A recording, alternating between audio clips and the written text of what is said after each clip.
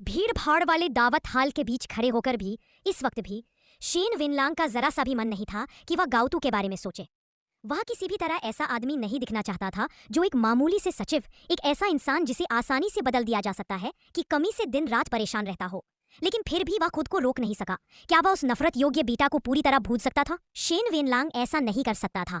हर बार जब उसे याद आता कि गाउतू का फोन नंबर अब एक डेडलाइन बन चुका है, हर बार जब वह कल्पना करता कि गाउतू किसी भगवान भूले निर्जन कोने में कहीं छिपा हुआ है, शेन वेनलांग बेचैन और व्याकुल हो उठता। गाउतू ऐसा इंसान नहीं था जो बिना वजह बिना बताए गायब हो जाए।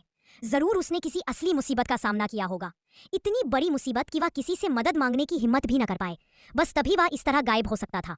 ऐसा पहले भी हो चुका था।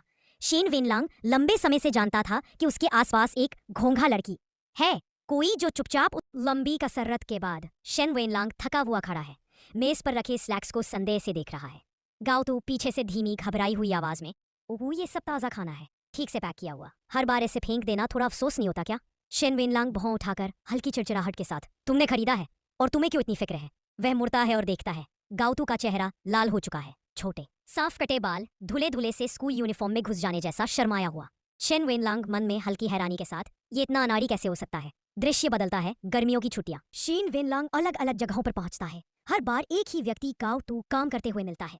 KFC में शेन वेनलांग आश्चर्य से, तुम यहाँ भी काम करते हो? गाउतू सांस फूली हुई मुस्कुराने की कोशिश करते हुए, हाँ शाम की शिफ्ट मेरी है सुपरमार्केट में। शेन वेनलांग, अरे तुम फिर? गाउतू सिर खुजाते हुए, दोपहर वाली शिफ्ट थोड़ी एक्स्ट्रा पॉकेट मनी चाहिए थी। लाइब्रेरी में शेन वेनलांग धीरे से फुसफुसाते हुए, गाउतू तुम यहाँ भी? गाउतू फाइलें सजाते हुए शर्माते हुए, ये पार्ट टाइम नंबर 3 है, कन्वीनियंस स्टोर में रात को। शेन वेनलांग थोड़ा झुंझलाकर पर मन में चिंता लिए, क्या तुम पूरा दिन काम ही करते रहते हो? गाउतू थकी लेकिन ईमानदार मुस्कान के साथ, कमाई का सबसे अच्छा समय भी तो यही है। स्कूल खुलने वाला है। देर रात की हल्की सफेद रोशनी वाले कन्वीनियंस स्टोर में शेन वेनलांग और गाओये आमने सामने खड़े हैं। गाओये घबराई हुई है, उसके होंठ कांप रहे हैं। शेन वेनलांग शरारती अंदाज में आंखें सिकोड़कर पूछता है, होमवर्क खत्म किया? कुछ दिनों बाद स्कूल खुलने पर गाओये को होमवर्क पूरा ना करने के कारण टीचर डांटते हैं और ऑफिस के बाहर खड़ा कर देते हैं। बाद में शेन वेनलांग को गाओये की असली वजह हो और उसके कई पार्ट टाइम कामों का सच पता चलता है। एक भावनात्मक, दर्द भरा और समझ से भरा खुलासा। पूरा माहौल हल्की उदासी, शर्म और बाद में होने वाली समझ से भरा हो। शेन वेनलांग मन ही मन दर्द दबाते हुए, तो असल वजह ये थी, आलस नहीं, कोई सर्वे नहीं। वो बेचारा 4-4 नौकरियां इसलिए कर रहा था क्योंकि उसके पिता ने उसकी ट्यूशन जुआ खेलकर उड़ा दी। उसे दिल में जैसे किसी ने सैकड़ों सुइयां चुभो दी हो। क्लास के बाद वो सीधे उस दुकान पहुंचा जहां गाओतू काम करता था और चुपचाप उसके हाथ में वो चमकीला नारंगी सी बकथॉर्न जूस थमा दिया। चाय पार्टी में हुआ योंग कप केक उठाने गया, पर ठोकर खाकर सीधा शेंग शाओयू की बाहों में जा गिरा। हुआ योंग लाल पड़ते हुए नरमी से, सॉरी मेरी गलती है। शेन वेनलांग मुंह फेरते हुए, ये मोटी चमड़ी वाला पागल बस नाजुक बनने का नाटक करने में लगा रहता है, देखने की हिम्मत नहीं होती। लेकिन उसका नाटक कमाल कर रहा था। शेंग शाओयू उसे पकड़कर हल्की झिंझलाहट के साथ, इतने लापरवाह क्यों हो तुम? हुआ योंग धीमे से, माफ कीजिए। सबके मन में एक ही सवाल, ये खूबसूरत सी ऑर्किड कौन है जिसने एक्स होल्डिंग्स के हेड की मंगेतर के सामने ही उसकी मोहब्बत चुरा ली? चांगयू तो अब इसकी आदी हो चुकी थी। वही हुआ योंग शरारती मुस्कान के साथ दिल ही दिल में फूला नहीं समा रहा था। हुआ योंग मन ही मन मुस्कुराते हुए, बस थोड़ा सा नाजुक बनूं और सब मेरे इर्द गिर्द घूमने लगते हैं। शेन वेनलांग दांत भींचते हुए, ये आदमी सच में दांत किटकिटा देता है। हुआ योंग की कार को एक सिल्वर ग्रे गाड़ी ने रोक लिया। ड्राइवर साहब, सामने वाली गाड़ी हमें रोक रही है। हुआ योंग पीछे सीट पर आंखें बंद किए सुस्त लहजे में, आगे निकाल लो। ड्राइवर घबरा कर, लेकिन वो तो शेन सर की गाड़ी है।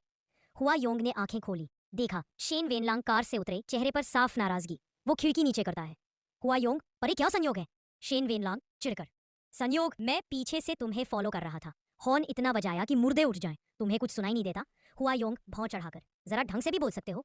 शेन वेनलांग, कहीं चलकर बात करते हैं, मुझे तुमसे कुछ कहना है। हुआ योंग अपनी कलाई देखता है, घड़ी पर नजर डालता है। हुआ योंग, ठीक है पर बस 30 मिनट दे सकता हूँ। और शेन वेनलांग, आज रात मेरा काम है, 30 मिनट से ज्यादा नहीं रुकूंगा। शेन वेनलांग, 20 मिनट बहुत है वैसे। हुआ योंग की कलाई को देखकर, तुमने घड़ी पहनना कब शुरू कर दिया? हुआ योंग जानबूझकर अपनी कलाई को खिड़की की फ्रेम पर टिका देता है। हुआ योंग नकली मासूमियत से, मिस्टर शेंग ने दी है।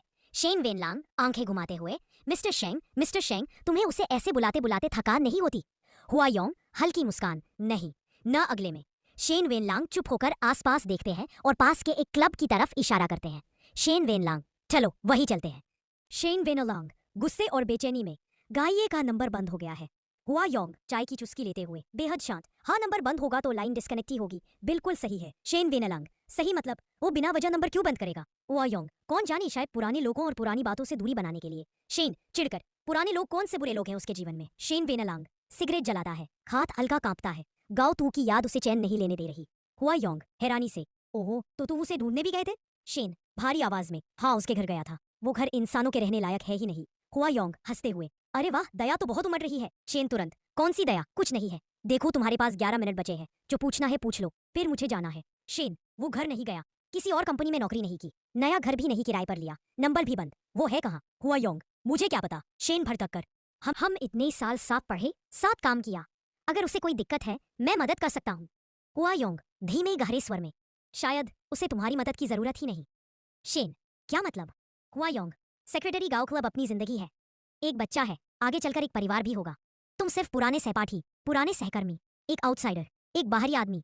तुम इतना क्यों परेशान हो? धीमे सन्निधि में अतलाते हुए वो उसने उस ओमेगा से शादी नहीं की है ना? और मैं इस बात पर तब तक यकीन नहीं करूंगा जब तक डीएनए रिपोर्ट। उसकी आवाज कांप जाती है, गुस्सा और जलन दोनों घुलकर एक कच्ची ईर्ष्या बन जाते हैं। हुआ योंग वेनलांग गाओये का पिता जियांगो में रहता है, कभी उसका हालचाल लेने की कोशिश करो। शेन तुम्हें कैसे पता कि उसके पिता कहाँ रहते हैं? हुआ योंग आंखों में अजीब सी गर्माहट के साथ, क्योंकि एक कहावत है, मंदिर तोड़ना आसान है, रिश्ता तोड़ना नहीं। एक जान बचाना 7 मंजिला पगोड़ा बनाने के बराबर पुण्य है। मैं तुम्हारी जान बचा रहा हूँ वेनलांग। जब तुम सेक्रेटरी गांव को वापस ले आओगे मुझे धन्यवाद कहना मत भूलना।